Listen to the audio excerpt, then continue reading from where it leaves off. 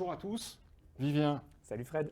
check dans les règles sanitaires, on vient d'enlever à l'instant nos masques.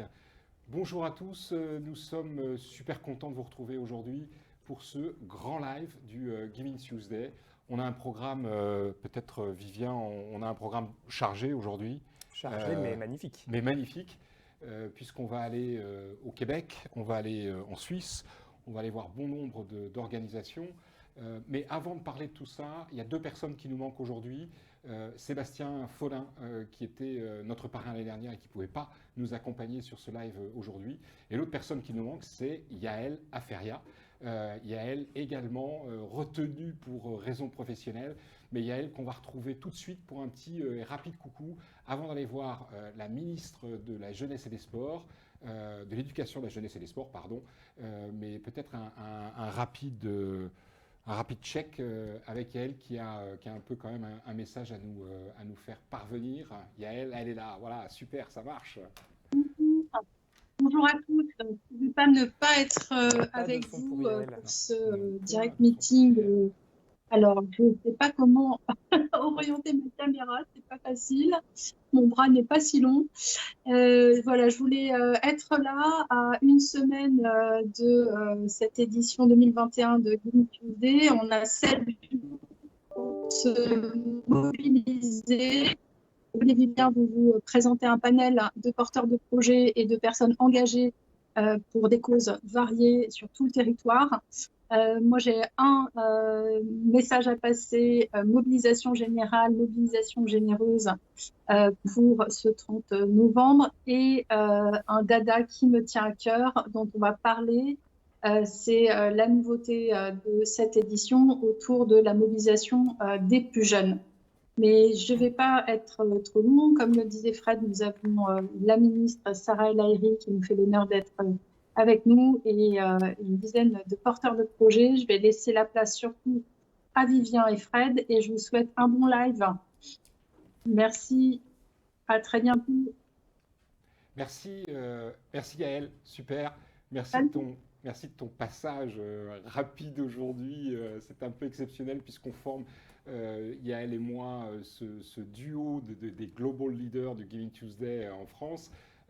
Mais on va enchaîner tout de suite, mon cher Vivien, que je n'ai pas présenté. Vivien, qui fait partie de la team Giving Tuesday au sein de l'association française des fundraisers, qui bien évidemment est le porteur numéro 1 du projet, du mouvement Giving Tuesday en France. Et Vivien en est aujourd'hui en lieu et place de Yael, le digne représentant.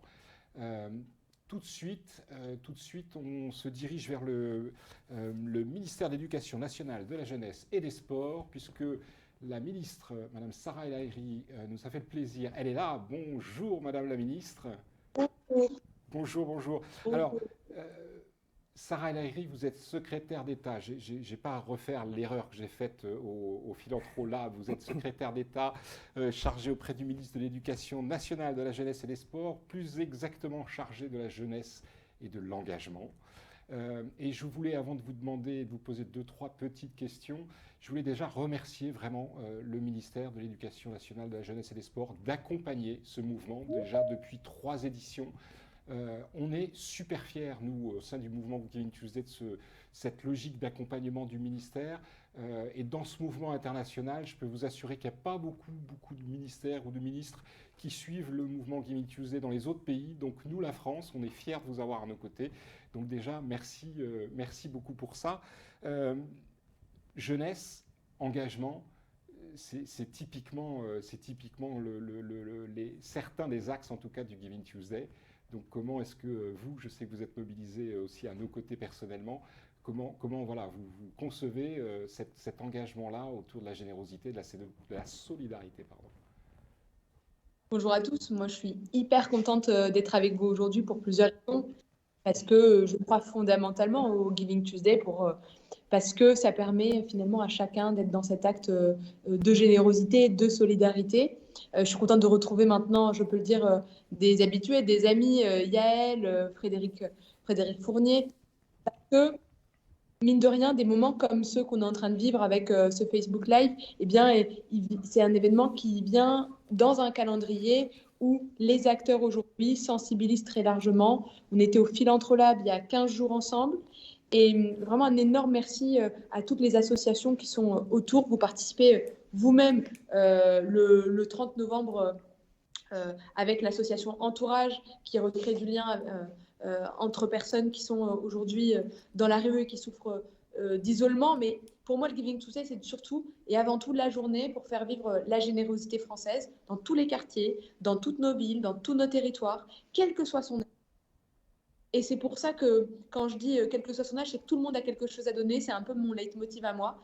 Un peu d'argent, un peu de temps, un sourire, de l'attention, une compétence. Et le Giving Tuesday, c'est exactement ce moment où on célèbre l'engagement.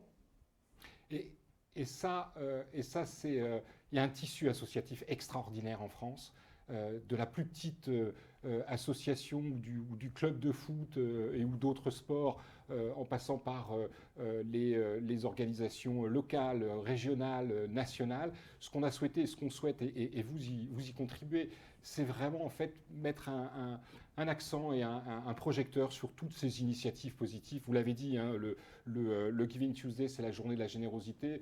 On peut aller de faire un sourire à faire un don, faire un don de sang, amener des jouets dans un Emmaüs ou ailleurs, etc. Enfin, voilà, et tous ces gestes-là que nombreux sont les Français, nombreux les Français font ces gestes-là. On a juste envie de mettre un coup de projecteur ce jour-là, en l'occurrence, même s'ils le font toute l'année et que c'est très bien de le faire toute l'année. Et c'est ça qui nous intéresse, parce que le tissu associatif est là, il est extrêmement important, en relais du public et de la puissance publique que vous représentez aujourd'hui. Totalement en relais, totalement en complémentarité. Je pense qu'on a vécu des moments assez fous avec la crise Covid et on a vu que la générosité des Français, elle n'a jamais été aussi exceptionnelle. Il y a eu une augmentation de dons significatifs, plus de presque 14% entre 2019 et 2020. Et franchement, moi j'ai envie qu'on garde cet écosystème, qu'on garde cette énergie. C'est le projet aussi du président avec quand il appelle à la société de l'engagement. C'est pour ça qu'il y a le mot engagement dans mon ministère. C'est comment on crée un parcours de citoyenneté dès l'école, comment on accompagne les bénévoles, comment on accompagne les entreprises pour permettre plus de temps, plus d'engagement de leur part ou de leurs salariés. Et les initiatives du Giving Tuesday, c'est finalement une sorte de, comme vous avez dit, une mise en lumière, mais aussi un moment de fédérateur, un moment où on célèbre, un moment où on se retrouve. Et c'est pour ça que moi, j'ai été particulièrement sensible au Giving Tuesday Next Generation, qui me parle, moi, plus particulièrement, parce qu'il vient accompagner la reconnaissance de l'engagement des plus jeunes, des moins de 25 ans, des étudiants, et aussi, finalement, l'idée d'avoir un héritage, une philanthropie à la française. Moi, c'est ce qui me tient à cœur, c'est comment, en partant de notre culture du bénévolat et de l'engagement, eh bien, on continue à célébrer la loi 1901, qui est la loi de la loi qui fonde le statut associatif, comment finalement le mécénat devient encore plus proche en accompagnant le mécénat des TPE et des PME. Et tout ça, ce sont évidemment des actions du quotidien, partout. Mais on a surtout tous quelque chose à faire, tous quelque chose à donner. Et c'est bien pour ça que je suis très, très heureuse de finalement vous retrouver plus régulièrement et pas uniquement à des dates anniversaires. Super. Et un énorme bravo pour votre initiative parce que vous faites vivre la générosité au quotidien. Merci beaucoup, c'est très gentil. Je vais retenir une phrase. On a tous quelque chose en nous de généreux. Et c'est bien, notamment sur cette journée-là, sur laquelle il faut exploser sa générosité auprès des uns des autres pour, comme c'est écrit un peu derrière moi, pour changer le monde, parce que c'est comme ça que ça fonctionne. Merci beaucoup, Sarah et Harry, d'avoir été présentes avec nous aujourd'hui. On va aller faire un tour du côté de Lille, du côté du Québec, enfin, on a plein de choses à voir ensemble, Vivien. Et justement, le Giving Tuesday, c'est un mouvement international. International, tout à fait. Et donc, on voyage. On voyage. On voyage, Fred, et je vous propose de faire un petit focus sur la francophonie. Et on va commencer par le Québec, nos chers amis québécois, qui eux appellent Giving Tuesday Mardi Je Donne. Et on va peut-être retrouver tout de suite Kim, qui est la responsable du projet Mardi Je Donne, et qui va nous parler directement du Québec. Bonjour Kim. Bonjour.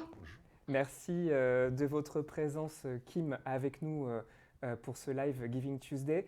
Alors Kim, on se pose tous la question, qu'est-ce qui se passe? On sait ce qui se passe en France, mais alors à l'international, dites-nous-en un peu plus. Comment ça se passe Mardi Je Donne? Qu'est-ce que c'est? Quelles sont vos spécificités? On a très envie d'en savoir plus.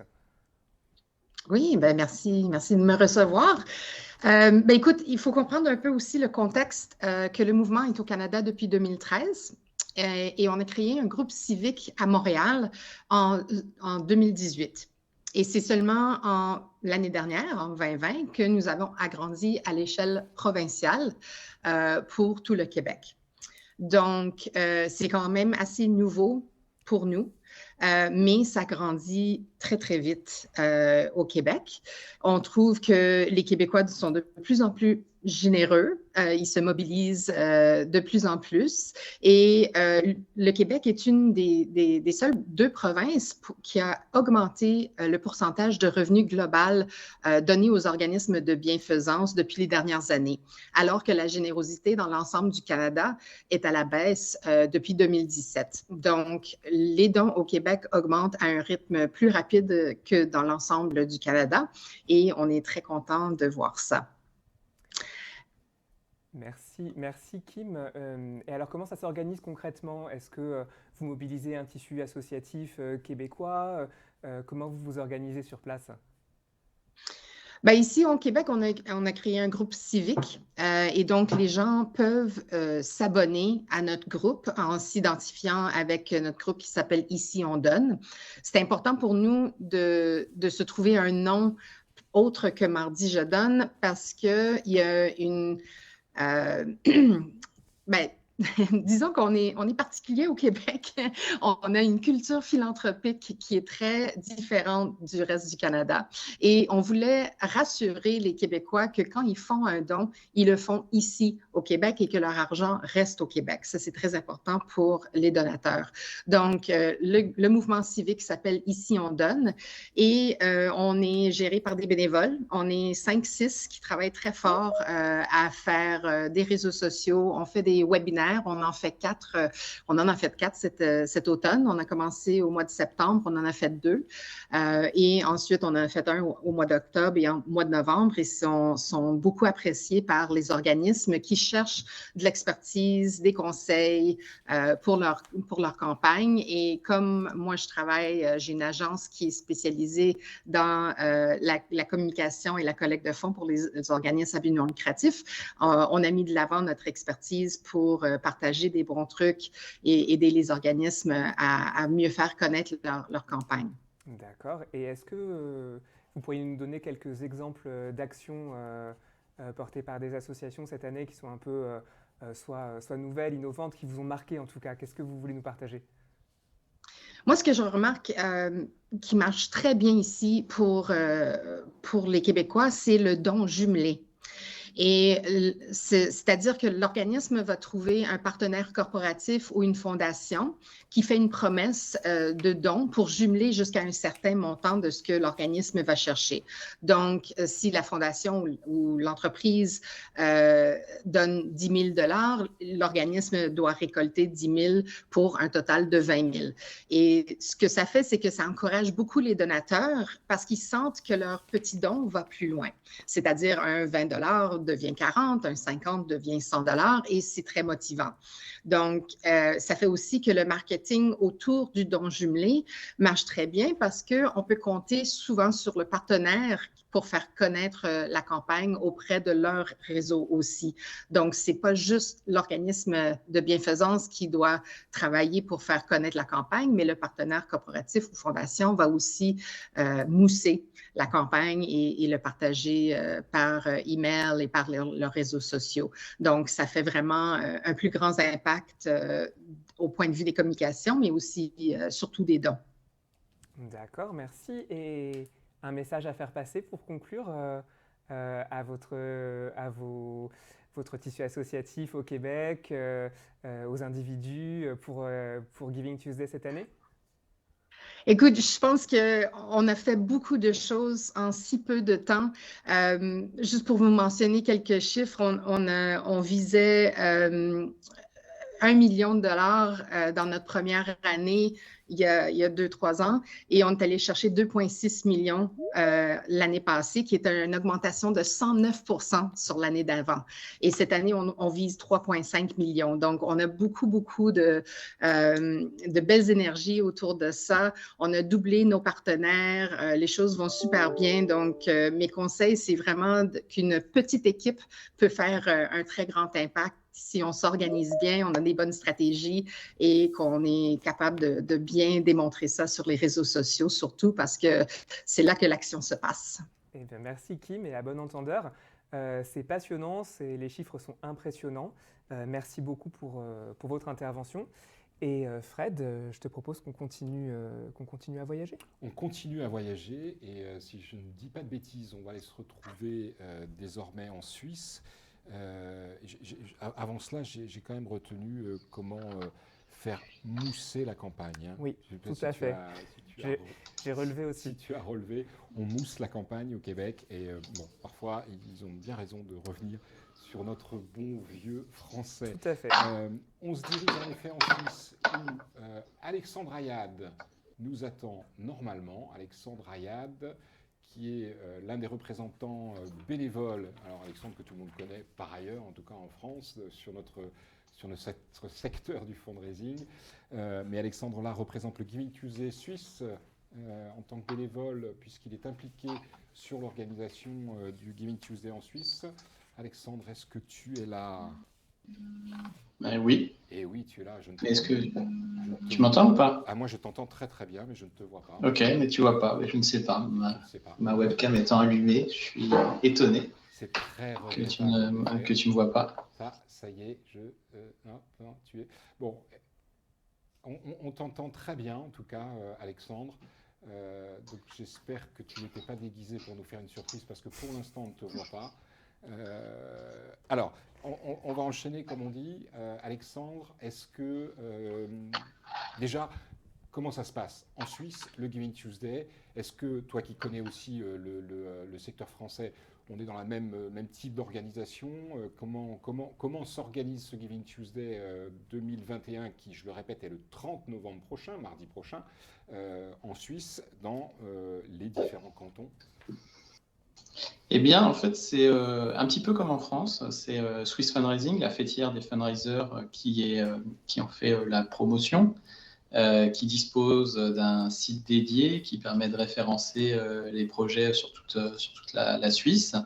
On a conservé l'appellation comme en France Giving Tuesday, étant donné que la Suisse est un pays trilingue. On t'écoute.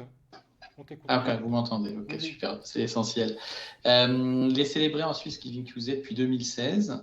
En 2020, ça a été pour la première fois plus de 110 campagnes qui ont été menées dans toute la Suisse. Un peu comme en France, mais je dirais dans le monde entier.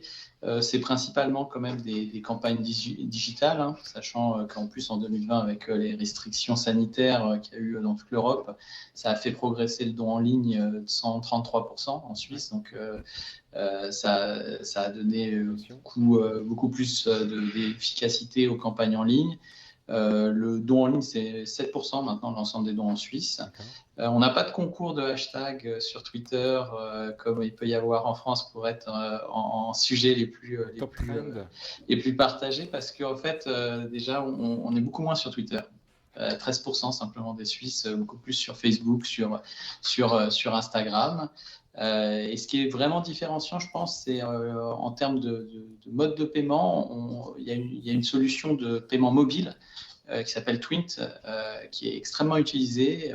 Près de la moitié aujourd'hui des Suisses l'utilisent pour tout, à la fois quand tu vas faire tes courses au supermarché, quand tu fais un don en ligne, ça peut fonctionner à la fois en photographiant un QR code, en approchant d'une balise beacon, donc d'une balise. Et ça, aujourd'hui, ça représente c'est un outil essentiel, on va dire, dans la collecte, qu'elle soit de rue ou en digital. Et on a la chance parce que Twint est aussi une application qui met en avant le Giving Tuesday, qui le promeut et puis qui propose une liste d'associations qu'on peut soutenir directement depuis l'application. Donc ça, c'est une manière simplifiée, on va dire, de promouvoir Giving Tuesday. Il y a des entreprises, pour reprendre un peu ce que disait précédemment l'intervenante du Québec, il y a des entreprises aussi qui jouent le jeu avec des grands magasins comme à Zurich, où il y a un grand magasin qui s'appelle Jelmoli qui reverse 5 francs par achat. L'an dernier, sur la journée, ça avait représenté plus de 50 000 francs. Donc voilà, des initiatives de ce type-là, l'UBS qui agit pour le bénévolat, pour promouvoir le bénévolat à l'occasion de Giving Tuesday. Et est-ce qu'il y a une forme de générosité que vous poussez en particulier, ou est-ce qu'il y en a une qui se développe en particulier pendant le Giving Tuesday ou aux alentours du Giving Tuesday? J'entends par là plutôt dons financiers, tu parlais de monétique et de solutions de paiement, ou plutôt bénévolat, ou un peu de tout. Comment ça fonctionne? Ça reste beaucoup des campagnes d'appel à dons financiers, donc pour collecter des fonds pour mener des actions. Ça permet de lancer aussi un peu les campagnes de fin d'année, je dirais, les premiers appels à dons pour les campagnes de fin d'année. Maintenant, le bénévolat à travers l'initiative là de LPTK, qui est une initiative de l'UBS pour promouvoir le bénévolat, est mis en avant cette année. Et il y a une initiative comme ça qui est assez rigolote. C'est un jeu de mots en allemand entre le nom de l'organisation et puis le fait d'avoir un bonnet sur la tête. Et il y a une association comme ça qui a proposé à ses bénévoles, à ses donateurs de tricoter des bonnets pour pouvoir protéger du froid un certain nombre de personnes. Et en fait, tu pouvais envoyer ton bonnet à leur siège et puis mardi prochain, ils vont les mettre en vente en ligne à l'occasion avec tous les bonnets qu'ils ont reçus des différents bénévoles. Donc voilà, il y a des initiatives un peu comme ça qui sortent du lot, mais ça reste beaucoup de l'appel à dons. Ça rappelle une initiative en France d'une marque, j'allais dire qu'on ne citera pas, mais j'ai plus en tête cette marque, qui utilise des petits bonnets sur des bouteilles de jus d'eau. Sur des bouteilles de jus, sur des smoothies. Exactement, au profit de Petits Frères des Pauvres. Petits Frères des Pauvres, c'est les campagnes Petits Frères des Pauvres. Campagne Petits Frères des Pauvres. En parlant de campagne, d'ailleurs, avant cela, Alexandre, merci de ton témoignage. On a tout entendu. On t'a pas vu, mais on sait que tu existes. Ah ouais. Désolé. En tout cas, merci à toi. Merci de ce témoignage pour le Giving Tuesday suisse dans cette logique francophone, même si le Giving Tuesday a une dimension internationale complète. Mais merci de cette intervention aujourd'hui à nos côtés pour ce live du Giving Tuesday, Alexandre. Salut, merci à toi. Pas de quoi, à bientôt. Merci, au revoir. International, pourquoi je disais ça? Oui, Petit Frère des Pauvres, parce que nous sommes aujourd'hui, et je trouve que c'est aussi intéressant d'en faire la promotion, parce qu'ils ont fait partie des premiers à rejoindre le mouvement en France. Ce sont les Restos du Cœur qui lancent aujourd'hui leur campagne des restos du cœur. Donc une semaine avant le Giving Tuesday, la solidarité autour des restos et la générosité autour des restos est évidemment extrêmement importante. Ils ont tracé un sillon dans cette logique-là. Ça me paraissait intéressant et important de le rappeler que c'était aujourd'hui leur lancement. Exactement. Nous passons à une news. Et quelle news? Vivien, si je te dis plus de 15 000 followers sur Twitch, près de 34 000 abonnés Twitter, plus de 30 000 fans Facebook et la voix de certains personnages de Dragon Ball Z ou la voix de Oui Oui, tu me réponds? Moi, je te réponds Brigitte. Voilà, Brigitte Lecordier. Il y en a plein qui ne la connaissent pas, il y en a beaucoup qui la connaissent très bien au regard des chiffres qui sont ceux de ses propres réseaux sociaux qu'elle anime elle-même. Et Brigitte Lecordier, qui est cette voix différentes voix dans Dragon Ball Z et qui est la voix de Oui Oui. Bien, nombreux sont ceux qui la connaissent et Brigitte est cette année notre marraine et elle s'est engagée à nos côtés pour faire un certain nombre de posts, de tweets, etc. Elle nous soutient beaucoup sur les réseaux sociaux. Elle nous soutient énormément sur les réseaux sociaux et comme on sait que le Giving Tuesday est aussi à une forte dimension digitale, c'était important pour nous qu'elle soit présente à nos côtés en tant que marraine et elle nous a envoyé un petit message, une petite vidéo.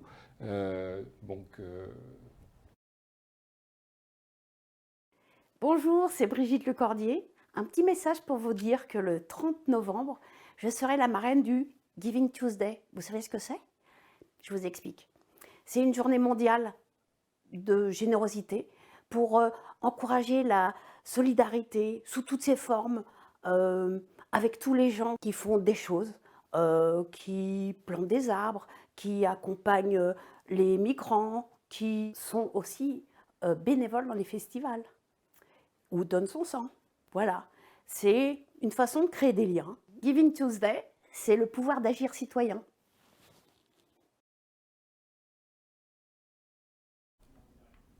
On retourne en direct. Et comme quoi on est vraiment, vraiment en live. Merci à Brigitte de ce soutien en tant que marraine. C'est important, cette année en particulier, Sarah El Haïry l'a rappelé, c'est important que les plus jeunes soient à nos côtés sur ce Giving Tuesday. Vivien, on a en effet quelques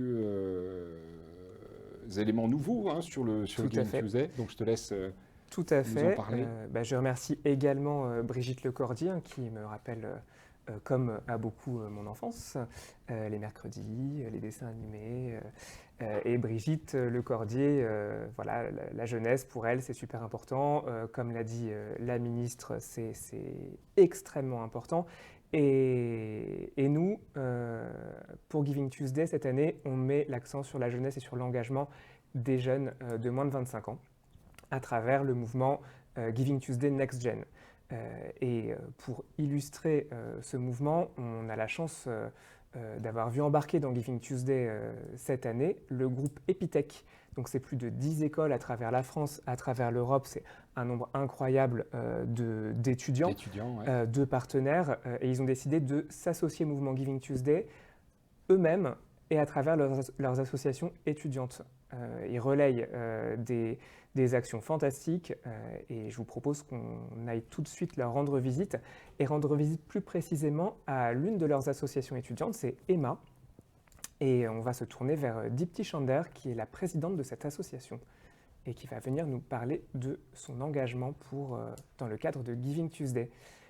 Bonjour Deepti. Bonjour, vous m'entendez bien ? On vous entend très bien, merci beaucoup d'être à nos côtés. Alors Deepti, je vous laisse vous présenter et présenter un petit peu Emma, qui est une association étudiante de l'école Epitech, c'est important de le préciser. Donc est-ce que vous pourriez nous dire ce que vous faites exactement chez Emma ? Oui, donc moi je suis Deepti Chander, donc je suis la présidente de l'association Emma. Emma est une association qui travaille sur la diversité dans la tech.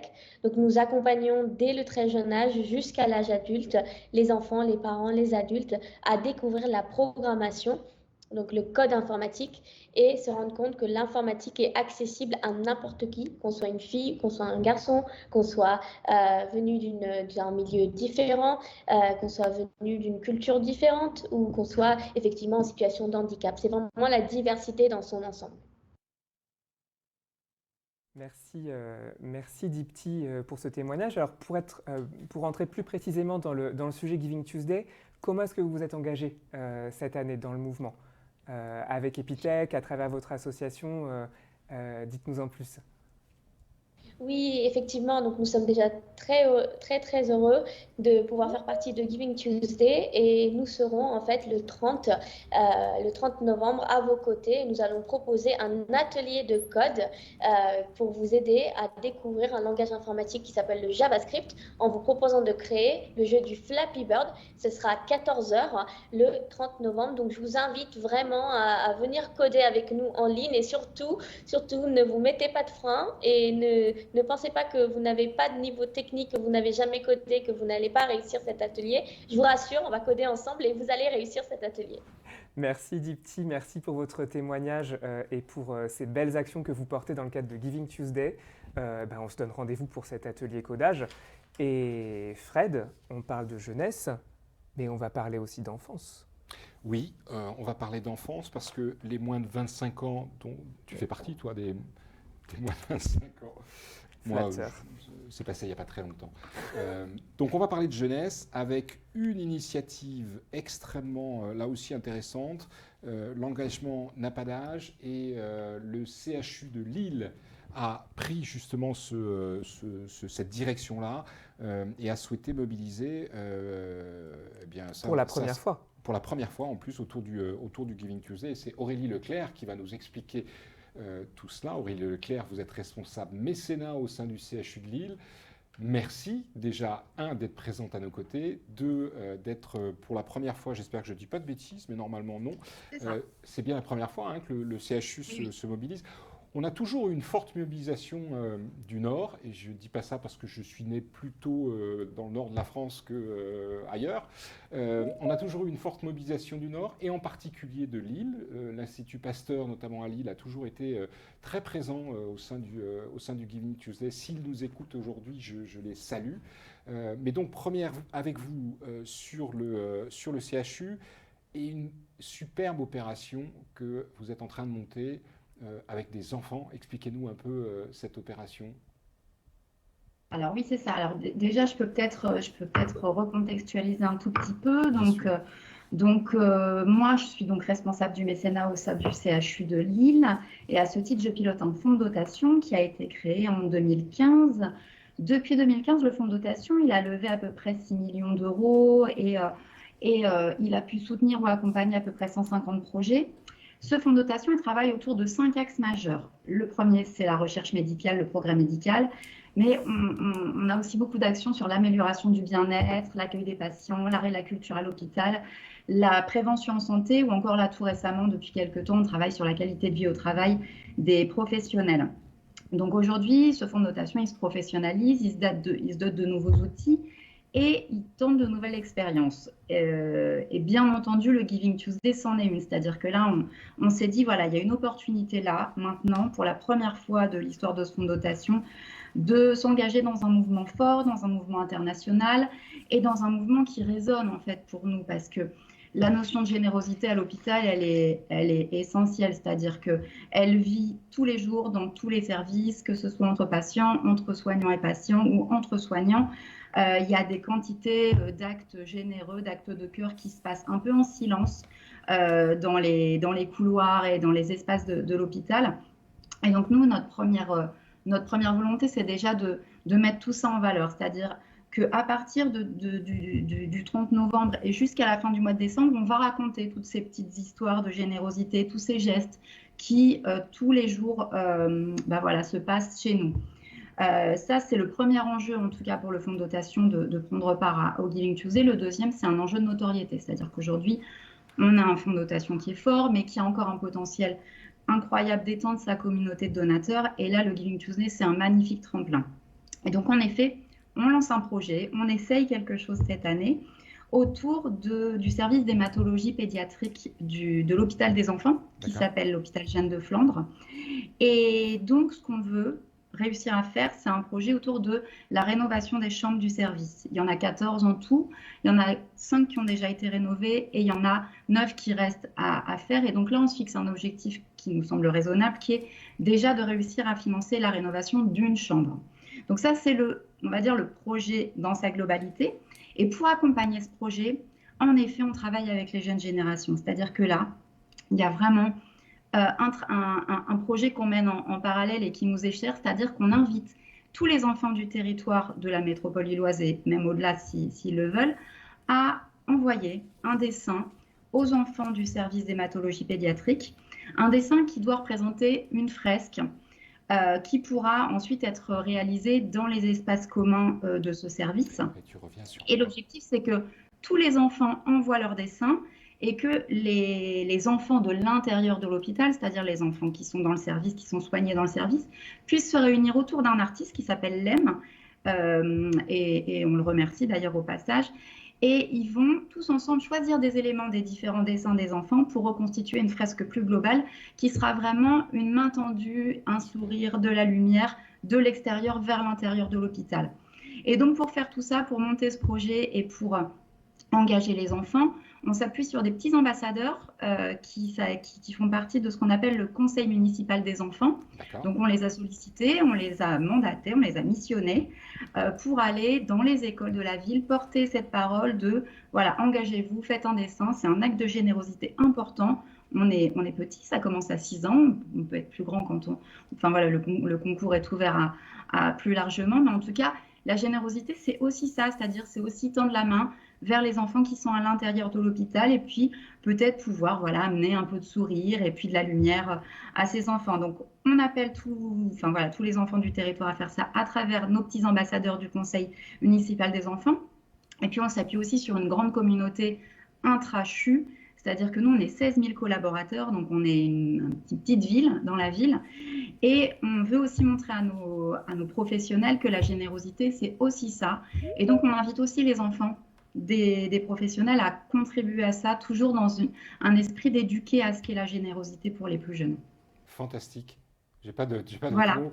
On savait parce que nous avions échangé bien évidemment qu'il y avait ces différents axes hein, du fonds de dotation du CHU, mais cette opération-là, elle est vraiment emblématique de ce qu'est le Giving Tuesday. Quand vous dites que le Giving Tuesday est un tremplin pour nous, en fait, vous êtes un tremplin pour le Giving Tuesday, clairement, parce que quand vous êtes là, que ce soit le CHU, que ce soit les autres organisations qu'on voit aujourd'hui, mais aussi toutes celles qui sont en train de préparer et qui ont déjà fait les choses, voilà, le Giving Tuesday appartient à tout le monde, et plus il y aura de monde, plus cette générosité, que ce soit auprès des plus jeunes ou auprès des donateurs ou auprès de ceux qui donnent leur sang, etc., ira en progression en France. Donc merci. J'aime beaucoup l'idée également de ces tout petits gestes de la générosité au sein de l'hôpital. On sait que l'hôpital, c'est compliqué depuis un certain temps. En l'occurrence, avec l'arrivée de là ou du Covid, je ne sais jamais comment on dit exactement. Il y a beaucoup de belles histoires à raconter. Mais en effet, ça crée aussi des histoires de solidarité, de générosité qui sont incroyables. Et merci à vous, en tout cas, pour le boulot, pour votre présence à nos côtés. Et très bon courage pour la suite et bonne chance pour tous vos projets. Merci beaucoup. Merci. On enchaîne, puisqu'on nous dit qu'on est déjà un tout petit peu en retard. J'espère que nos autres intervenants nous en voudront pas. Après ces éléments auprès des plus jeunes, en l'occurrence, enfin, des jeunes et des plus jeunes. Et des plus jeunes. Et des plus jeunes. Et là, je vais faire... nous avons un petit écho. Non, ça y est, c'est bon. C'est bon. Nous sommes aujourd'hui, alors je ne pouvais pas ne pas la faire, celle-là. J'espère que Louise, qui sera notre prochaine intervenante, ne m'en voudra pas. Nous sommes aujourd'hui mardi. Le Giving Tuesday, c'est un mardi. Un mardi. Eh bien, nous allons parler de vendredi. Elle est bonne, Fred. Elle est très bonne. Nous allons parler de vendredi. Vendredi.cc. Vendredi.cc, c'est une, si ce n'est la plateforme d'engagement qui permet aux salariés des entreprises de trouver des missions, de trouver des challenges dans lesquels s'engager. Missions et challenges non pas sportifs, hein, il ne s'agit pas de Koh-Lanta, mais plutôt des missions solidaires, que ce soit autour de l'environnement, que ce soit autour du bénévolat dans une association, une organisation. Le groupe ADP, d'ailleurs, qui a également rejoint cette année le Giving Tuesday, est présent sur cette plateforme vendredi. Et nous recevons aujourd'hui, dans ce live du mardi, nous recevons Louise Adam, qui est responsable des contenus d'impact de la plateforme vendredi. Louise, est-ce que vous êtes là? Est-ce que vous m'entendez? Oui, je suis là. Vous m'entendez bien? Bonjour Louise. Bon, pardon hein, de ce mardi, vendredi, mais ça me paraissait quand même... Ah, on nous l'a fait souvent. Elle était tellement facile. 170 entreprises, 30 pays, 15 000 associations bénéficiaires, plus de 30 000 salariés touchés aujourd'hui par votre plateforme. Vous nous dites un peu, déjà, vous nous remettez un peu en tête ce qu'est vendredi et comment et pourquoi vous rejoignez aujourd'hui le Giving Tuesday. Yes, bien sûr. Alors, pour vous expliquer un petit peu, vendredi, on est présent aujourd'hui parce que c'est un projet qui a pas mal de cohérence avec les valeurs d'engagement et de solidarité du Giving Tuesday. En fait, le projet vendredi, il part d'un constat. C'est qu'aujourd'hui, on est très nombreux à vouloir agir pour résoudre les problèmes à la fois de société, mais aussi les problèmes environnementaux. Et on a remarqué que les salariés et les entreprises veulent aussi s'engager pour faire partie de la solution et pour résoudre ces problèmes. Et donc, nous, notre mission chez Vendredi, c'est de faciliter en fait le passage à l'action d'un maximum de personnes. Donc, c'est pour ça qu'on a créé la plateforme. Et la plateforme Vendredi, elle recense en fait un maximum d'actions solidaires pour vous permettre de passer à l'action. Donc, comme Frédéric a dit, il y a des missions qui sont plutôt des missions en association. Donc, ça va être, par exemple, pour donner un jour comme ça, pour aider une association à revoir sa stratégie de communication. Mais il y a aussi des missions qui se font plutôt en autonomie, sans passer par une association. Ça va être, par exemple, des missions de don du sang. On a aussi des dons financiers. Voilà, on a toute une diversité d'actions solidaires qui d'ailleurs rejoint un petit peu la diversité d'actions qui sont proposées par le Giving Tuesday, qui sont formulées sous forme de dons, donc dons de temps, dons de compétences, dons de sang, dons d'argent, mais c'est finalement, on retrouve un petit peu le même type d'action dedans. Et voilà, et la plateforme Vendredi, donc elle est pour plusieurs acteurs, elle est donc pour les collaborateurs, les citoyens.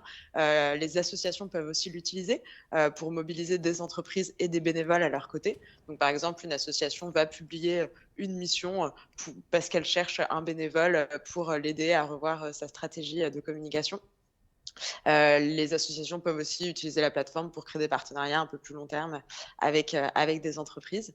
Et enfin, la plateforme Vendredi, c'est une solution qu'on propose effectivement aux entreprises pour qu'elles mobilisent leurs salariés avec donc 3 éléments: la plateforme, l'équipe de Vendredi qui accompagne les entreprises et l'équipe Impact, dont je fais partie, qui va se charger de sélectionner les meilleures actions Impact. J'en dis pas plus parce que Frédéric, tu as déjà pas mal donné un peu les chiffres clés du projet aujourd'hui. Mais voilà, donc on est 30 personnes maintenant chez Vendredi. Et la good news concernant le fait que vous rejoigniez le Giving Tuesday, c'est que, et je le dis à toutes celles et tous ceux qui avaient enregistré des projets sur notre site givingtuesday.fr, ces projets sont également promus aujourd'hui sur la plateforme Vendredi. Et donc, que ce soit les entreprises ou que ce soit les particuliers, ils ont les uns les autres la capacité de retrouver une partie des projets dans le cadre du Giving Tuesday sur la plateforme Vendredi. Je ne dis pas de bêtises. Exactement. En fait, notre enjeu aujourd'hui chez Vendredi, c'est de faire en sorte qu'un maximum de personnes passent à l'action pour s'engager. Et pour ça, on a un peu diversifié nos formats d'engagement et on a aussi créé ce qu'on appelle une logique d'animation mensuelle. C'est-à-dire qu'en fonction du calendrier mensuel, on va proposer de s'engager pour une thématique. Donc, par exemple, là, avec l'arrivée du Giving Tuesday, on a sélectionné un petit peu les meilleures actions clés pour s'engager autour du Giving Tuesday avec un programme. Ce qu'on appelle programme, c'est des sortes de playlists d'actions solidaires. Mais c'est-à-dire qu'en fait, donc, on a sélectionné les 20 actions pour s'engager pour le Giving Tuesday. Et ça regroupe aussi bien des actions qui sont des missions en association.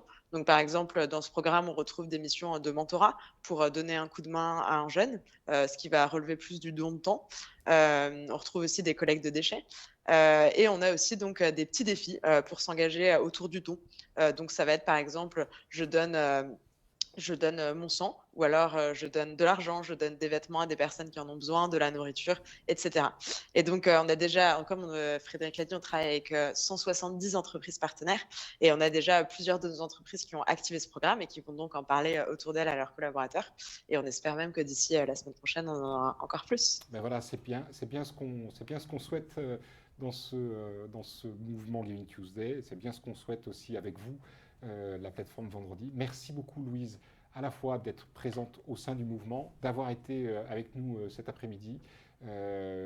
Longue vie à ce joint venture entre guillemets entre Vendredi et Giving Tuesday, et bon Giving Tuesday à toute l'équipe de Vendredi également. Merci beaucoup, merci à vous de nous avoir conviés. On est aussi ravis du partenariat. Et pour toutes celles et ceux que ça intéresse, n'hésitez pas à aller voir sur le site de Vendredi aussi les actions proposées pour le Giving Tuesday. Voilà, je l'ai dit, vendredi.cc et givingtuesday.fr qui sont les deux, enfin une des plateformes et le site internet du Giving Tuesday pour tout savoir sur cette journée du 30. On a parlé d'hôpital, on a parlé de jeunesse, on a parlé de francophonie. On a parlé de beaucoup de choses. On a parlé de beaucoup de choses. On vient de parler un peu des entreprises avec la plateforme Vendredi. Et les entreprises, elles sont de plus en plus au cœur du Giving Tuesday. Elles s'impliquent de plus en plus. On a eu déjà beaucoup d'entreprises, que ce soit privées, publiques. Je pense à EY qui s'était mobilisé les années passées. Ouais. Je pense à la Française des Jeux. Absolument, avec sa fondation. Voilà, j'ai cité le groupe ADP. IDS Media. On a énormément d'exemples d'entreprises engagées dans Giving Tuesday. Et parfois que l'on découvre après coup, presque, avec des entreprises locales ou régionales qui se sont mobilisées avec des associations non moins local et non moins régional. Tu vas nous parler nous allons parler de Schneider Electric. Alors, on continue dans la thématique de l'engagement des entreprises et de l'engagement des collaborateurs d'entreprise. On a eu beaucoup de structures qui nous ont annoncé que c'était leur première participation à Giving Tuesday. Là, pour le coup, Schneider, c'est pas le cas. Schneider, ils sont là dans Giving Tuesday depuis très longtemps. Et on va rejoindre Brigitte Antoine, une autre Brigitte, qui, elle, va nous parler donc de l'implication et de l'engagement de Schneider Electric. Et Brigitte est responsable de l'engagement des collaborateurs à la Fondation. Bonjour Brigitte. Bonjour, et je suis ravie d'être avec vous en présentiel pour ce Facebook Live de Giving Tuesday. Merci, merci de ta présence, Brigitte. Alors, est-ce que tu peux nous parler un petit peu de la Fondation Schneider et de l'engagement de Schneider dans Giving Tuesday depuis de nombreuses années? Voilà. Alors, la Fondation Schneider Electric, c'est une fondation, je vais faire court, qui s'adresse dans la grande partie de son objectif à l'insertion des jeunes et au fait de mentorer un certain nombre de jeunes de retour vers l'emploi.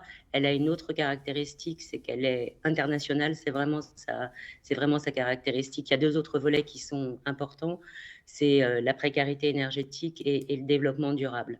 Donc cette fondation a 20 ans maintenant, et la fondation et Schneider, vous allez voir que c'est lié. On a décidé de rejoindre le mouvement il y a 4 ans, au moment où on a commencé à entendre un peu plus parler de Giving Tuesday en France. Ce qui nous a beaucoup séduit dans cette histoire, c'est qu'il y avait une localisation en France, mais que c'était véritablement un mouvement international.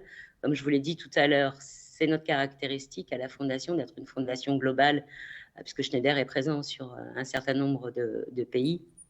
Et donc, pour le coup, ça nous paraissait juste tout à fait adapté à l'état d'esprit qui nous caractérise, qui est aussi celui non seulement de porter des projets qui sont au niveau Schneider, qui sont des projets globaux d'envergure, mais aussi cette capacité pour les collaborateurs et les pays de localiser un certain nombre de leurs actions. Donc, 4 ans.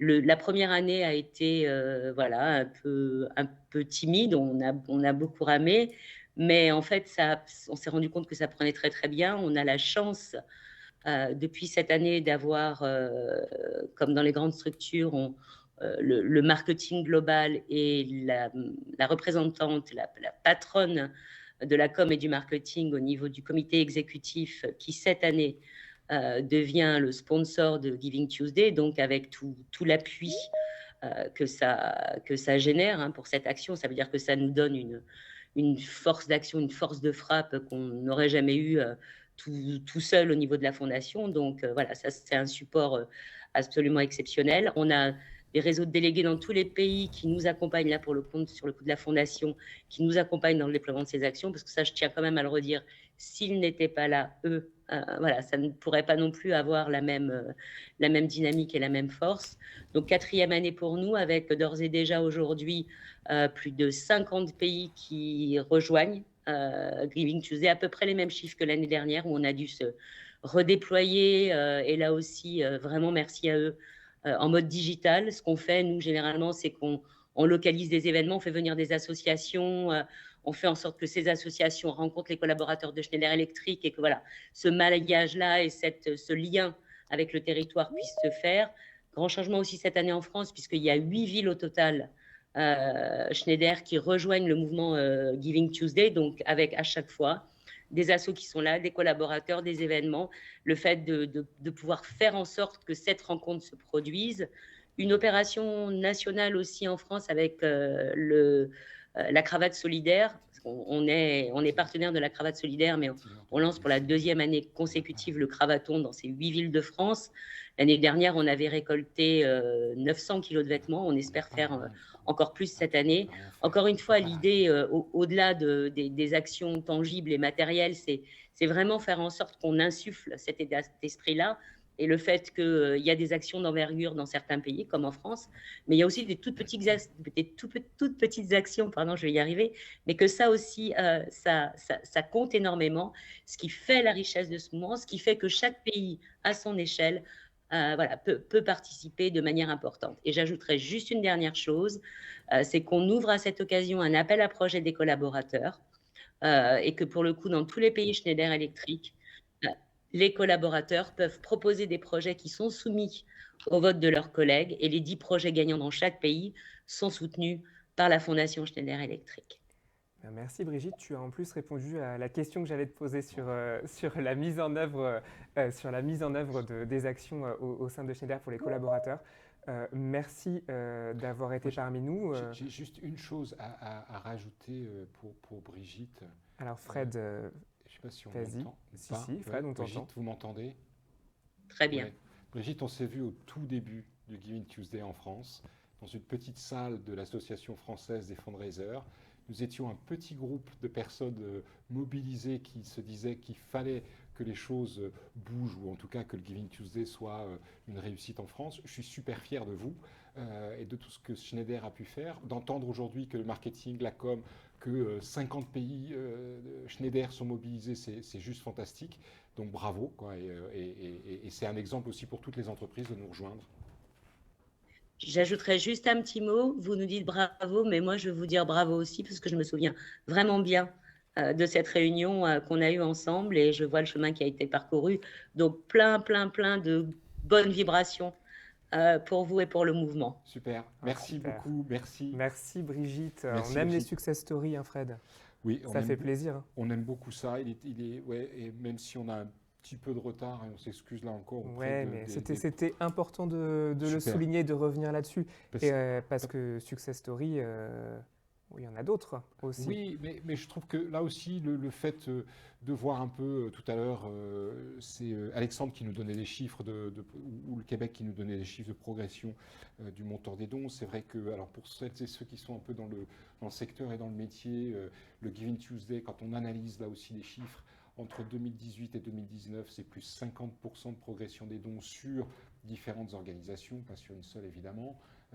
Entre 2019 et 2020, c'est également une progression de plus de 50% des dons des organisations. Donc il y a vraiment des choses qui sont en train de se passer. Le fait qu'il y ait beaucoup d'entreprises qui nous rejoignent, le fait qu'il y ait toujours autant d'associations, de fondations, etc., c'est un mouvement qui, petit à petit, est en train de s'imposer en France, non pas contre Black Friday, Cyber Monday, mais tout simplement dans une lignée très différente, évidemment. En complément, différemment. Et en complément. C'est pas parce qu'on en miroir. Qu'on veut faire des affaires sur le Black Friday, c'est pas pour ça qu'on n'a pas le droit d'être généreux le mardi d'après. Absolument. Et en l'occurrence, je suis persuadé que nombreux sont ceux qui jouent comme ça. Si je dis pas de bêtises, Vivien, on rejoint une organisation qui est super intéressante également, tout à fait, qui s'appelle 100 000 entrepreneurs, pas moins, 100 000. 100 000. 100 000 entrepreneurs. Au moins 100 000. Au moins 100 000. Et on va retrouver la directrice générale de 100 000 entrepreneurs, qui est Béatrice Vianney-Galvelli. Bonjour Béatrice. Alors, bonjour. Je lance juste 100 000 entrepreneurs. Vous transmettez la culture et l'envie d'entreprendre aux jeunes de 13 à 25 ans en France. C'est un beau projet, ça, et c'est typiquement, là aussi, ça va bien dans le sens du Giving Tuesday, ça, cette logique-là. Entrepreneur, mais aussi entrepreneur responsable, je suppose. Oui, et surtout entrepreneur de sa vie. Voilà. Donc, effectivement, on est très ambitieux chez 100 000 entrepreneurs, et c'est pour ça qu'on s'appelle 100 000 entrepreneurs. Et notre objet, c'est ça, c'est transmettre l'esprit d'envie d'entreprendre aux jeunes. Et le moyen d'y arriver, c'est d'organiser des témoignages d'entrepreneurs dans les établissements scolaires. Pardon ? Non, allez-y, on vous écoute, pardon. Oui, excusez-moi, j'avais un autre bruit dans l'oreille. Et voilà, donc on va dans les établissements scolaires, on va voir les jeunes de 13 à 25 ans et pour leur donner, en fait, leur montrer des rôles modèles d'entrepreneurs, mais aussi d'intrapreneurs, c'est-à-dire des personnes qui sont collaborateurs, collaboratrices dans l'entreprise et qui portent des projets. Donc on est vraiment sur le fait de porter ces projets, ces projets de vie. Et ces personnes vont aller comme des rôles modèles dans les écoles pour aller semer la petite graine dans l'esprit des jeunes en leur disant vous pouvez vous aussi être entrepreneur de votre vie, vous avez tous des talents, vous avez tous des projets et vous pouvez les porter. Et c'est comme ça que vous serez ensuite des adultes épanouis en portant vos projets. Donc on est vraiment au sens très large et pas uniquement sur la création d'entreprise, mais vraiment sur un axe vraiment très global, très positif. Et à travers tous ces différents parcours, qui peuvent être des parcours de réussite, des parcours ordinaires, des parcours aussi où on peut avoir parfois des échecs, des rebonds. On va montrer que ce qui est important dans la vie, c'est vraiment d'être passionné de porter ses projets. Bien. Comment vous intégrez dans cette logique d'échange, en fait, la dimension générosité? Est-ce qu'il y a des points en particulier? Vous parliez d'intrapreneurs. Est-ce que certains présentent des projets solidaires, par exemple? Est-ce que c'est des choses comme ça? Alors oui, c'est sûr que... Alors, concernant la nature des projets, on a de plus en plus de projets à impact qui sont proposés, en fait, hein, des projets solidaires, des projets de transformation écologique, sociétaux. Et d'ailleurs, dans nos axes chez 100 000 entrepreneurs, parce qu'on a 3 axes, hein, l'égalité des chances, un autre axe sur l'empowerment des jeunes filles, et puis on a aussi un axe sur le monde de demain, et notamment sur les grandes transitions sociétales écologiques. Donc dans les projets présentés, il y a cette dimension qui est importante effectivement sur l'impact, sur les projets solidaires, sachant qu'on a une jeunesse qui est de plus en plus en recherche du sens et est de plus en plus impliquée dans ce type de projet. On voit vraiment, on a fait récemment en fait une étude auprès de 3000 jeunes et il y avait un quart des jeunes qui souhaitaient créer des entreprises pour transformer la société. Et c'est une étude qui était faite à travers c'est une analyse de verbatim, donc c'était pas comment dire, avec un questionnaire qui pouvait les orienter, donc c'était spontané. C'est super important parce que c'est aussi ce qu'on veut porter, nous, au sein du Giving Tuesday, c'est cette dimension de la générosité, ça peut changer le monde. Il y en a qui nous disent parfois, oui, votre truc, il est un petit peu tarte à la crème, la générosité, ça change le monde, etc. Personnellement, hein, et si je suis là en tant que bénévole aussi, Vivien, Yael, à nos côtés, toute l'équipe de l'AFF et toutes celles et tous ceux qui font le Giving Tuesday, c'est aussi parce qu'on croit à cette maxime-là, tout simplement, et que, oui, c'est vrai, des gestes. Moi, je trouve ça formidable que les chiffres que vous nous donnez sur le nombre de jeunes, et jeunesse a son importance pour nous au sein du Giving Tuesday, qu'un nombre de jeunes veut monter des projets pour changer la société, pour faire évoluer la société. Si aujourd'hui, ce n'est pas les jeunes qui pensent à ça... c'est sûr, c'est sûr. Hein. Et puis, ce que je voulais aussi rajouter, c'est que les intervenants qui interviennent chez 100 000 entrepreneurs, ils sont bénévoles. Et que ce soit des entrepreneurs ou que ce soit même les collaborateurs. Et on comptabilise, en fait, l'année dernière, donc c'était en 2020, on a comptabilisé plus de 20 000 heures en fait, de bénévolat, de dons de personnes, en fait, au profit de l'association, pour que les interventions elles puissent être gratuites pour les établissements scolaires. Donc, et pourtant, l'année 2020 c'était l'année Covid, donc on est en très forte progression. On s'en souvient. Merci beaucoup, Béatrice, de votre intervention. Merci beaucoup. Merci de rejoindre ce projet, ce mouvement qu'est le Giving Tuesday. Voilà, j'allais dire plus on est de fous, plus on rit, c'est pas tout à fait l'expression, mais on a compris l'idée. Merci, Vivien, c'est sympa. Alors, on enchaîne avec, je vais le dire à chaque fois, comme ça tout le monde le saura, avec nos 10 petites minutes de retard. On avait prévu de terminer à 15h30.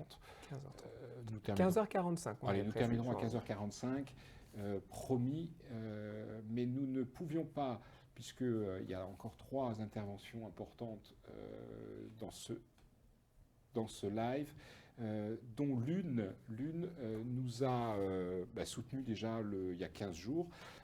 Sarah El Haïry parlait de ce pré-lancement du Giving Tuesday au Philanthro-Lab. Lieu magnifique par ailleurs. Magnifique lieu nouveau lieu magnifique dédié à la philanthropie en France.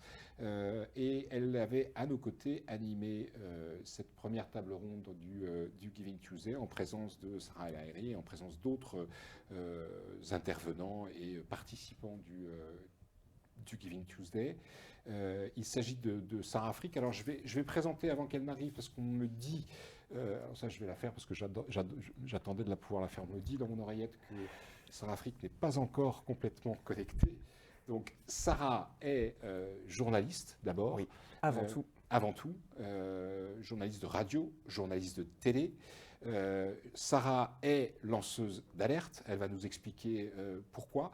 Elle est aussi et surtout présidente de l'association Réchauffons nos SDF, association qui, comme son nom l'indique, œuvre dans le domaine du social, mais pour une catégorie un petit peu spéciale, on va dire, ou en tout cas, Sarah a décidé de travailler sur les femmes notamment, et sur la problématique des femmes dans la rue. Donc je pense que Sarah est arrivée. Est-ce que Sarah, vous êtes là? Sarah, vous m'entendez? Bonjour. Ah, Sarah, vous êtes là, bonjour. Comment Super, allez-vous? merci beaucoup. Je disais, Sarah, que vous étiez journaliste, lanceuse d'alerte, présidente de l'association Réchauffons nos SDF. Vous avez beaucoup de casquettes. Et ma première question, c'est, voilà, comment vous faites pour faire tout ça? Et quelle est pour vous l'importance de votre engagement au regard de ce mouvement Giving Tuesday qui prône la générosité, qui prône la solidarité sous toutes ses formes? Alors, tout d'abord, un grand merci à vous de me donner la possibilité de faire partie de votre chaîne citoyenne. Merci aussi pour ce que vous faites par rapport justement au partage. C'est très important de le dire. Alors, comment je gère un petit peu tout ça? Justement, j'ai un petit peu arrêté, je suis sortie en fait des médias, tout simplement, temporairement, pour effectivement, alors c'est le Covid qui a engendré cela, mais je l'ai transformé en quelque chose de positif, puisque j'ai décidé de me reconcentrer sur l'association qui existe déjà depuis 14 ans. Et c'est vrai que c'est incroyable, parce que je crois qu'en 2017, il y a eu une implosion, une envie du citoyen français d'agir pour le pays, en fait, et de réparer un petit peu les maux de notre société. Et en fait, une communauté s'est créée autour d'une pétition que j'ai lancée en faveur des femmes SDF. Et c'est vrai que je suis la première agréablement surprise de voir que j'ai 409 300 bénévoles autour de la cause. Donc, ça fait vraiment chaud au cœur. C'est quelque chose auquel, justement, on ne s'attend pas quand on lance une pétition comme ça, quand on se dit, tiens, il faut faire quelque chose, combien vont suivre, et que vous vous retrouvez avec plus de 400 000 personnes qui vous disent, bah oui, vous avez raison, on ne prend pas assez en compte le traitement des femmes dans la rue. Et pour vous, ça représentait beaucoup en tant que femme. On parle beaucoup, et c'est extrêmement important, que ce soit sur l'Afghanistan, que ce soit dans les rues de Paris, de la condition féminine au sens très large du terme. Donc c'était ça votre leitmotiv pour votre association? Je confirme tout à fait. C'est-à-dire que le mouvement citoyen, parce qu'à la base c'était un mouvement citoyen, existe déjà depuis près de 14 ans. Et puis, c'est au fur et à mesure des rencontres, donc nous faisions des maraudes, d'ailleurs le 30, là, on repart sur le terrain, des maraudes dites classiques, distribution de repas, de vêtements, tout ça, tout ça. Et puis, mes amis de la rue, donc les hommes de la rue, petite dédicace à Michel, Moïse, Brahim, enfin, tous les hommes de la rue, Hervé, Christian, m'ont dit, écoute Sarah, à un moment donné, c'est très bien ce que vous faites, vous les maraudeurs. Les maraudeurs sont les civils qui sont devenus un peu professionnels de la street, de la rue. Et en fait, ils m'ont expliqué qu'il y avait énormément de femmes et d'enfants et d'accouchements dans la rue, un phénomène que je ne maîtrisais mais pas du tout. Et en fait, on m'a expliqué qu'on ne pouvait pas voir ce qu'on ne savait pas. Mais à partir du moment où j'avais connaissance du phénomène, la donne allait changer. Je vous le confirme, il est vrai qu'à partir de là, j'ai vu ces femmes qui étaient finalement en face de nous, en face de moi, en face de nous, mais on pensait que c'était tout simplement des hommes. Et oui, il est vraiment temps aujourd'hui que la cause des femmes, la violence faite aux femmes, soit une question pour moi d'ordre national, voire je vais me permettre de dire mondial. Voilà, parce qu'effectivement, il y a énormément de problèmes à l'étranger, et en tant que féministe humaniste, je les soutiens pleinement, on les soutient, mais il est vrai que dans nos rues, voilà, il y a des situations innommables, et je pense qu'il est vraiment temps maintenant qu'on se saisisse de la question. Et ce qui me fait chaud au cœur, j'ai été la première surprise de voir qu'il y avait autant de monde derrière la cause de ces femmes sans abri. Puis je vous expliquerai évidemment le réseau qu'on a mis en place avec ce système de mise à l'abri, de réinsertion. Le Giving Tuesday, c'est mardi prochain, 30 novembre. vous nous disiez à l'instant que vous alliez organiser une maraude plutôt dans le cadre de votre organisation, association Réchauffons nos SDF. Les maraudes, ce n'est pas seulement le jour du Giving Tuesday, on est bien d'accord. Et c'est important que chacun puisse faire un geste. Quand on a quelqu'un en bas de chez soi qui ne va pas bien, c'est de pouvoir appeler soit le 115, soit le SAMU social, soit d'autres organisations. C'est de pouvoir donner, le cas échéant, à des organisations comme la vôtre, en tout cas, ou d'être bénévole dans ces organisations. Parce que, Sarah, nous avons rendez-vous le 30. Ah oui, je vous attends avec impatience, Oui. et mes bénévoles aussi. Ils savent que vous allez être là, tout simplement. Puis au moment où je vous parle, justement, ils sont en train de m'envoyer la liste des repas qu'ils sont en train de préparer. Puisque pour le 30, alors ce n'est pas que le 30, c'est tout le temps, le principe étant de faire appel aux cuisiniers et cuisinières du cœur. C'est ce qu'on avait fait lors des différentes pandémies, puisque en fait, on a pris notre petite voiture. Et le principe, c'est d'aller récupérer ces repas chauds et de les distribuer tout simplement dans Paris ou aux portes de Paris. Et vous serez bien sûr des nôtres et le bienvenu. Ça nous fait chaud au cœur. Rendez-vous le 30. Sarah, merci beaucoup de votre participation au Giving Tuesday, de votre présence aujourd'hui à nos côtés. Et on se retrouve le 30 avec votre organisation, Réchauffons nos SDF. Merci Sarah. Mille merci à vous. Au revoir. Merci. Merci Sarah. Je la remercie aussi. Tu as raison. Elle est fantastique. Extraordinaire de capacité de mobilisation et de. Absolument. Moi, je suis assez bluffé. Nous devions nous rendre dans le plus grand musée du monde. Le Temple de la Culture. Le Temple de la Culture. Malheureusement, un petit contretemps va devoir annuler ou reporter cette intervention. Avec le Louvre. Avec le Louvre, pardon, c'est vrai, avec le Louvre. Ce qu'on peut peut-être juste dire, Vivien, c'est on parle de la campagne. Voilà, on parle de la campagne Tous Mécènes, qui est une formidable campagne lancée par le Louvre chaque année. Chaque année, tout à fait, chaque année. Et c'est une campagne qui a beaucoup lieu sur les réseaux sociaux et en digital. Exactement. Et c'est important de le souligner, de voir à quel point le digital en France est au service de la culture. Secteur culturel qui a beaucoup souffert ces derniers temps et ces dernières années.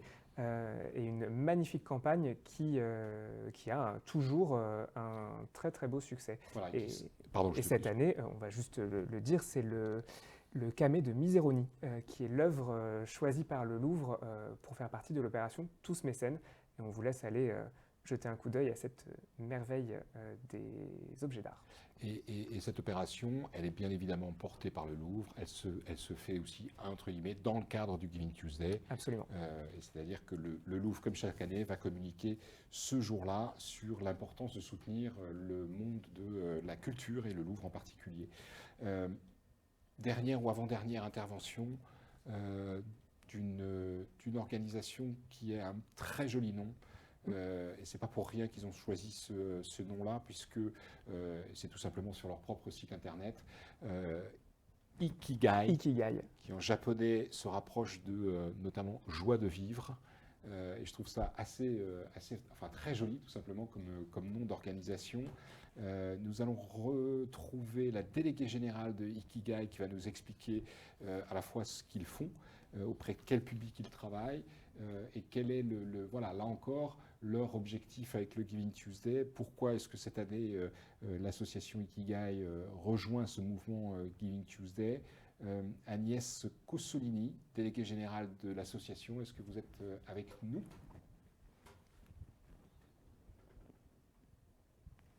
Est-ce que vous êtes avec nous, Agnès Cossolini? Apparemment, Agnès n'est pas encore là. Non.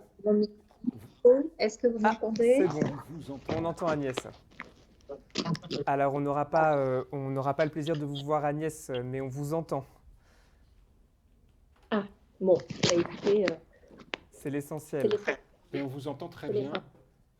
Bonjour. Merci. Bonjour. Bonjour. Merci pour cet éloge déjà du nom. Oui, effectivement, on n'a pas appelé Ikigai... l'association Ikigai totalement par hasard. Et la joie de vivre fait partie de notre vie de chaque jour et on essaye de la transmettre notamment aux enfants qu'on accompagne. Donc Ikigai, c'est une association d'intérêt général qui existe maintenant depuis 5 ans. Elle accompagne des familles, des enfants qui se trouvent sur le spectre de l'autisme. Et pour ça, elle favorise en fait son inclusion, leur inclusion, non seulement effectivement à l'école, mais aussi dans toutes ces activités qui permettent la sociabilisation. Donc, ça veut dire la culture. Vous parlez du musée du Louvre, qui fait beaucoup d'efforts pour accueillir aussi des publics en situation de handicap.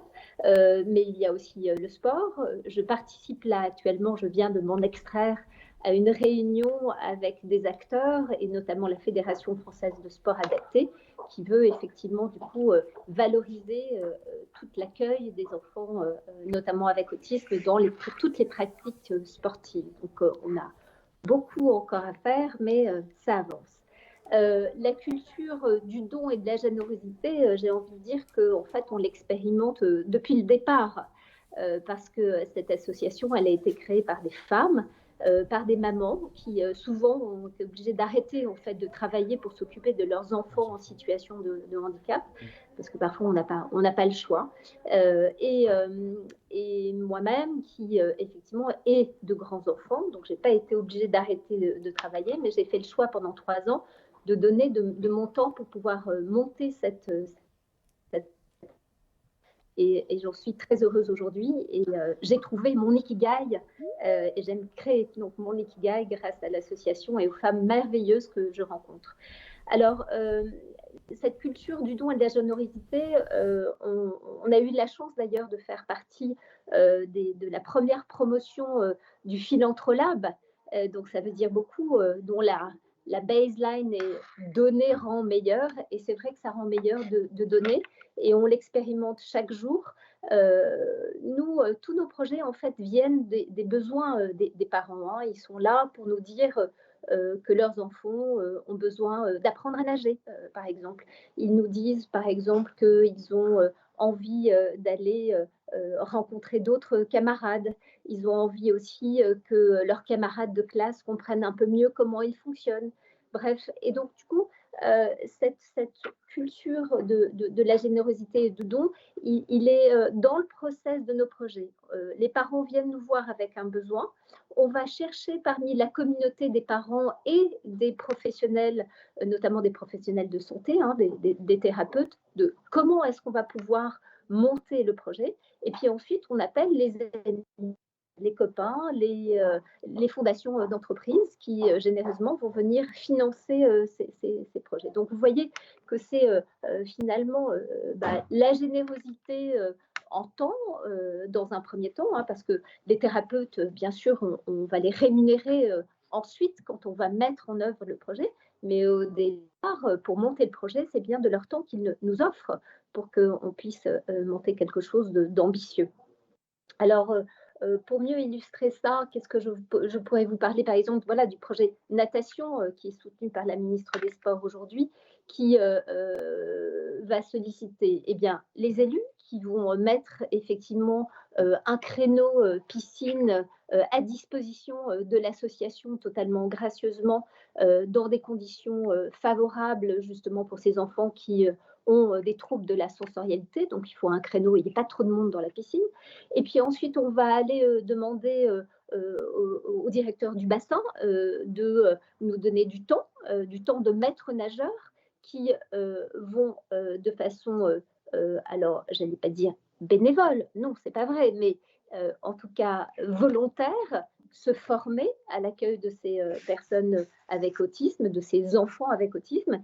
Et puis après, il y a les parents qui donnent de leur temps à nouveau pour accompagner leurs enfants, qui vont donner aussi une petite participation financière pour pouvoir apprendre à leurs enfants, et non pas à nager, mais bien à se sauver, puisque malheureusement, la première cause de mortalité chez les enfants avec autisme, c'est bien la noyade. Donc, vous voyez que c'est un sujet un petit peu urgent à traiter aujourd'hui. Donc, voilà, cette culture du don, de la générosité, on ne peut pas, en fait, quand on est une association d'intérêt général, penser chaque jour. les familles, on les sollicite beaucoup, et puis les familles ensuite vont solliciter leur entourage proche, non seulement effectivement pour donner du temps. Vous savez, nous, on est 3 bénévoles dans l'association. On a un salaire équivalent temps plein dans l'association, et pourtant on agit sur toute la France. Et on ne pourrait pas le faire sans tous ces parents qui deviennent des ambassadeurs d'Ikigai, typiquement pour aller solliciter effectivement, par exemple, la mairie de Saint-Maur pour qu'elle puisse accueillir des enfants de sa commune à la piscine. Eh bien, je demande aux parents de Saint-Maur d'aller solliciter des élus, et ils le font de façon bien sûr bénévole. Alors, ils sont principalement intéressés puisque c'est leurs enfants qui vont pouvoir en bénéficier, mais pas que, puisque un créneau piscine, c'est pas que pour un enfant. Donc, cette culture de la générosité, on la développe presque de façon obligatoire, si je puis dire, parce que sans la générosité de tous ces parents, rien n'existerait. Donc c'est quelque chose, Agnès, c'est quelque chose sur lequel on se rejoint et sur lequel vous rejoignez, et votre organisation, votre association, je répète, Ikigai, rejoint complètement la même logique que celle du Giving Tuesday. C'est bien la générosité qui fait bouger les choses, qui fait changer les choses.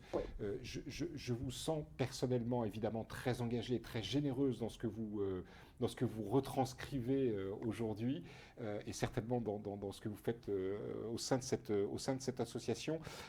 Moi, on a encore un intervenant à faire intervenir, et je voulais juste vous poser une toute petite question. Alors, s'il vous plaît, répondez-moi presque par oui ou par non.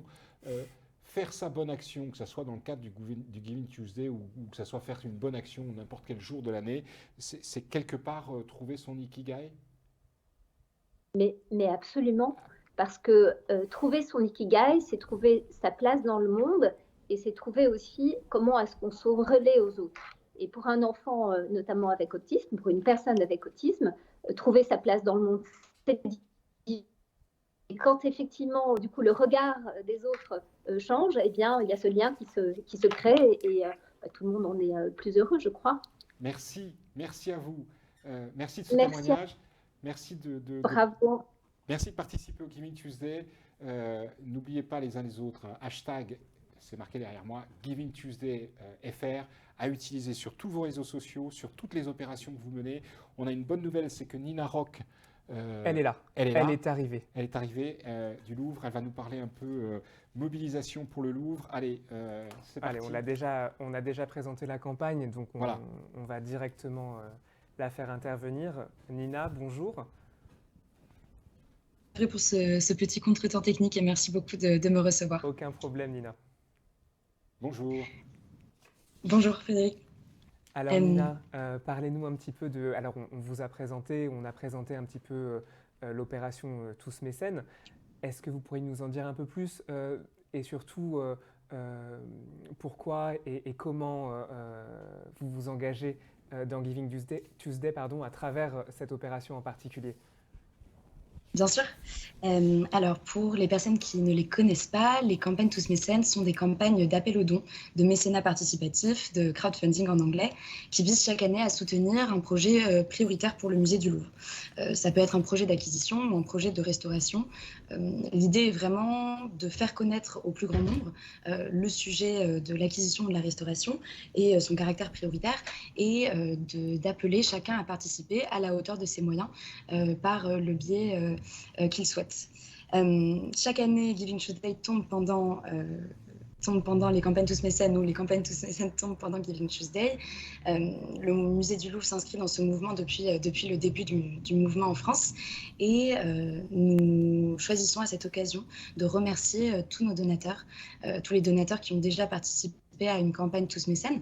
Donc, c'est des campagnes qui ont maintenant 10 ans, et on a un peu plus de 27 000 donateurs qui ont déjà fait un don pour une campagne, et à peu près la moitié qui ont participé à plus d'une campagne, donc qui ont renouvelé l'expérience et qui ont soutenu plusieurs projets prioritaires pour le musée du Louvre. Et cette année, on tient également à remercier les plus de 1000 donateurs, les 1000 personnes, un peu plus de 1000 personnes qui ont participé au projet qu'on soutient cette année, ou en tout cas que la campagne vise à soutenir cette année, et que vous avez présenté, Vivien, tout à l'heure, l'acquisition du camée de Miseroni, ce très bel objet d'art qui a appartenu au cardinal Mazarin, à Louis XIV, qui est passé entre des mains privées et qu'on a aujourd'hui la chance de pouvoir acquérir afin qu'il rejoigne les collections nationales. Alors dire merci, c'est important, et c'est important dans Giving Tuesday, Fred ne me contredira pas. Merci pour vous, Nina, dire merci, qu'est-ce que ça représente? Est-ce que c'est de la générosité? C'est merci pour de la générosité? Est-ce que c'est au centre de votre action? Le remerciement, on ne l'a pas encore abordé dans le cadre de ce live, et c'est un sujet qui est très important. Pour nous, c'est essentiel. Les personnes se mobilisent chaque année pour aider le Louvre, avec voilà, comme but de faire vivre ce musée, puisque le Louvre est un très grand musée avec une histoire fascinante et des collections qui sont splendides, qui sont très riches, mais c'est également un musée qui est vivant, dont les collections se développent, doivent être mises en valeur, doivent être partagées avec le plus grand nombre.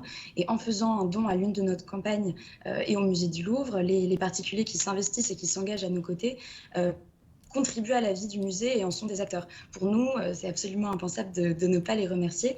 Et c'est vraiment quelque chose qu'on a mis en place et qui fait partie intégrante de la campagne. C'est-à-dire que pour tous les dons qui sont faits pour la campagne, par exemple l'année dernière, on a eu environ 4500 donateurs, tous les noms des personnes qui souhaitent le faire figurer sur les bannières de remerciements qui sont à la fois sur notre site internet et dans les murs du musée pendant un an sont inscrits sur ces bannières. Donc l'idée, c'est vraiment de remercier tous nos donateurs pour leurs dons en inscrivant leurs noms sur les murs du musée, en les faisant entrer dans l'histoire du musée. On a évidemment une série de contreparties pour toutes les personnes qui participent aux campagnes, mais on a des courriers de remerciement, des certificats de donateurs qui attestent de la contribution qui a été faite auprès du musée du Louvre et pour le projet soutenu par la campagne Tous Mécènes. Ce certificat, il a une valeur très importante puisqu'il permet de remercier dans un premier temps les donateurs qui ont contribué à nos campagnes, mais également, c'est une possibilité qu'on offre si une personne a fait un don au nom d'un proche.